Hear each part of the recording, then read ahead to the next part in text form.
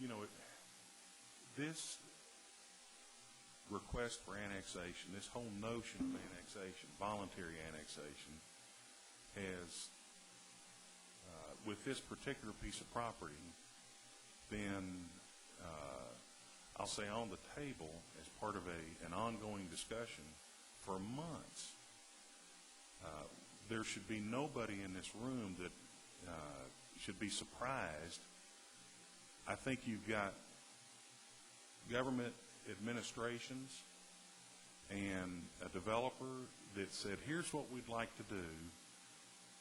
You know, this is brand new. We don't know really how to get this accomplished. How do we best see that this get done? And I think you had a lot of discussion, a lot of trying to figure out how to see that it gets done. And now, more than 2 months after, or more than a month after the vote, the one-person vote, we're trying to raise these issues. I believe that if there were questions, that the best time to alert those that we're trying to accomplish what was accomplished in the referendum, the best time to alert those that there may be some issues by some people would have been before the election, to alert them that if this goes as we think it's going to go, then here's what we're going to do as a county. Yes, we were told that a lawsuit was being filed on a Thursday or Friday before our November meeting. We were told, at least I was told, that we would have an opportunity to discuss this at the November meeting. It didn't get brought up. Now we're being told that, well, in order to expedite things, we only had this small window of opportunity to bring these charges up. That got stopped. Now, once again, we're having it brought before us with an investigation. My question at committee meetings last week, if you follow this thing to the end and investigate, if this resolution gets passed, an investigation gets underway, the findings of the investigation are that, well, gee, something was amiss. I believe what we would have is that the will of the person would be overturned, that this voluntary annexation would not happen. And that defeats the whole purpose of good government. That defeats the whole purpose of what we've been trying, what these people have been trying to do. And I'm not just pointing to the developers, I'm talking about the city and the county administration. They tried to find a way to make this happen so that everybody would be happy. And that's the reason that I'm not going to support this resolution, because at the end of the day, the worst possible scenario would be that the will of the person would be overturned. Commissioner Luco. Thank you, Mr. Chairman. Last month, our November meeting, the lawsuit had been filed. This body decided not to talk about it.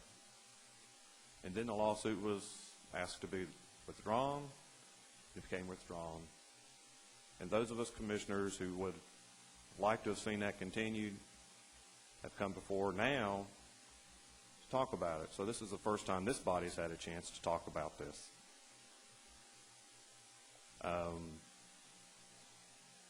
This is my first opportunity to tell how I feel about annexation.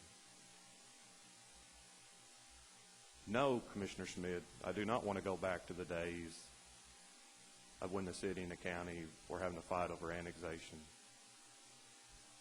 The city's annexations during the 80s and 90s robbed the county of precious tax dollars and revenue.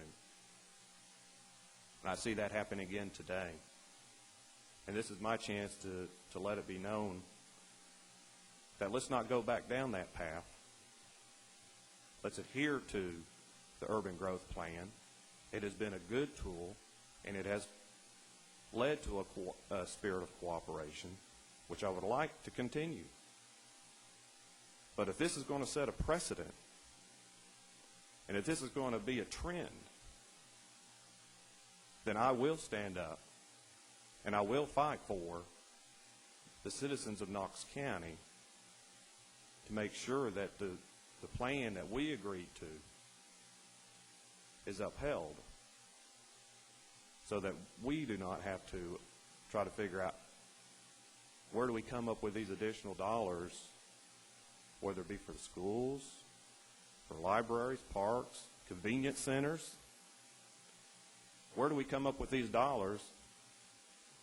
And we're talking about even at our 28% of, they're estimating $600,000. It's $168,000 to start with, and that's going to grow over time. I think it behooves us, as representatives of the county government, to make sure that everything was done properly. Okay, Commissioner Kaywood. Thank you, Mr. Chairman. I guess I have a couple of questions. While this doesn't pass the smell test in my mind, I don't know if it's illegal. Law Director, help me on this a little bit. Outline the things that you think were illegal, and what, if anything, if the Attorney General comes back and says something was not right, what recourse do we have? And my other question, I guess, would be to Mayor Ragsdale. I mean, do you have any problem with this, Mayor Ragsdale, or do you have any comments on this? Let him go first, if you don't mind, if you would. No, I'd like to hear from you first. And I think you did some negotiating on this, or talked to some people on this. Is that correct? Yes. We are not seeing mass annexations of our residential areas. In fact, we're not hardly seeing any annexation of our residential areas. That's a far cry from the way it used to be when citizens were grabbed without their will. Let me remind everyone and underline this term, if you would, voluntary annexation. I think that citizens' rights, I mean, if somebody wants to be in the city, why should we deny them that right? Now, I'm certain that the city could come up and find 20 good reasons in their mind to sue us over something and create more havoc than what we, and going back, I think everyone's alluded to this in some way, shape, form, or fashion, the way it used to be. The way it used to be didn't work. The way it used to be was a miserable situation for our citizens. When we would go out and recruit businesses, they would be pulling out newspaper articles that they've been pulling off the internet saying, why would I want to come to your community? You sue one another. This is a voluntary annexation. They want it in, and we're saying, that's fine. That's what they want. I don't think we lose money in the long run. I think because of the quality of the development, we'll actually make money, more money than what we would have beforehand. It will benefit our schools, will benefit our law enforcement personnel, our economic growth efforts, and all other parts of county government.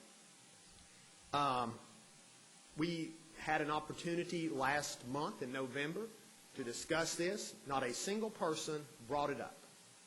Not one. As a result, I asked Mr. Owings to withdraw the lawsuit. I thought it was the right thing to do then. I think it's the right thing to do now. And I wish we could focus on something a little more productive that would benefit our citizens. We've got lots of good things going on, but it seems like we look up and we're falling into a mode, let's investigate, let's do this. I think that the Attorney General or the State Election Commission has every right, if they see something going on that's wrong, to step up on their own and address it. They don't need me telling them to address it, and I'm not sure that they need others. I'm respectful of the fact that this has been disturbing to some. I really am. And if you want to go forward with it, you can expect the full cooperation of our office.